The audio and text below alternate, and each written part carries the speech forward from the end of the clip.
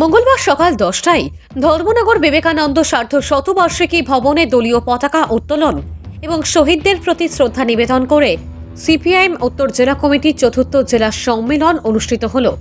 এই সম্মেলনকে কেন্দ্র করে উপস্থিত ছিলেন সিপিআইএম পলিট ব্যুরো সদস্য মানিক সরকার, দলের কেন্দ্রীয় কমিটির সদস্য অঘোর দেববর্মা, কেন্দ্রীয় কমিটির সদস্য তপন চক্রবর্তী, রাজ্য সম্পাদক মণ্ডলীর সদস্য পবিত্র কর, রাজ্য সম্পাদক মণ্ডলীর সদস্য রাজেন্দ্র রিয়াং, রাজ্য কমিটির সদস্য ললিত দেবনাথ, বিজিতনাথ ইসলামউদ্দিন, দুর্গেশ রায়, জেলা সম্পাদক অমিতাভ দত্ত প্রমুখ।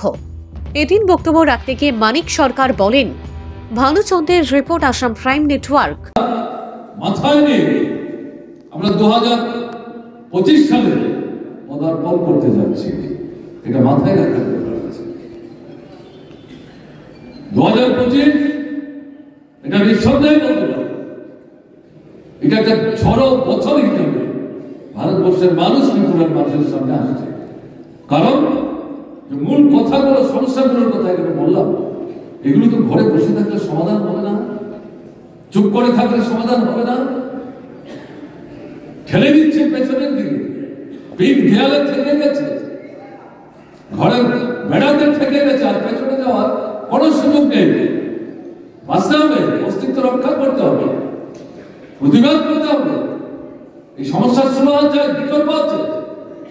আমরা যারা ভারতের কমিউনিস্ট পার্টি বাঁচলাম, আমরা শুধু 5 বছর পর মানুষের কাছে ভোটের জন্য যাই না, সারা বছর লড়াই করি। এবং এই সমস্যাগুলো শুধু সমস্যা হিসাবে উপস্থিত করছি না, কারণ কি আমরা বলি, এগুলো সুরাহা কিভাবে হতে পারে বলি, বিকল্প কি পথ হতে পারে বলি, এবং যে পথের কথা আমরা বলি, কেন্দ্রে রাজ্যে যারাই সরকার চালান, এগুলো তাদের করতে পারার মতো যে সামর্থ্য, এই সামর্থ্যের মধ্যেই রেখে আমরা এই কথাগুলো বলবার চেষ্টা করি। এবং বিশেষ করে যেটা বলতে চাই, ভারতের কমিউনিস্ট পার্টি বাদবাদী নেতৃত্বে কেরালা, পশ্চিমবাংলা, ত্রিপুরা, 3টে রাজ্যে বামপন্থী ফ্রন্ট সরকার, বাম গণতান্ত্রিক ফ্রন্টের সরকার রয়েছে।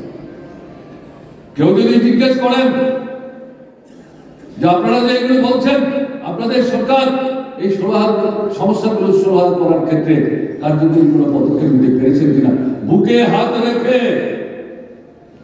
সাহসের সাথে মাথা উঁচু করে মানুষের চোখে চোখ রেখে মুখের দিকে তাকিয়ে আমরা বলতে পারি, সামর্থ্যের সীমাবদ্ধতার মধ্যে কেন্দ্রের অসহযোগিতার সত্ত্বেও নানা ধরনের চক্রান্ত সমস্ত কিছু মোকাবেলা করে যে বিকল্প পথের কথা আমরা বলছি, যেটা দায়িত্ব হচ্ছে কেন্দ্রের সরকারের, রাজ্য সরকারের ক্ষমতা সীমাবদ্ধ, তার মধ্যে এই সীমাবদ্ধ ক্ষমতা নিয়ে এই মূল সমস্যাগুলো সমাধান করার ক্ষেত্রে বামপন্থী ফ্রন্ট সরকারগুলো 3টা রাজ্যে ত্রিপুরা কার্যকরী ভূমিকা নেওয়ার চেষ্টা করে।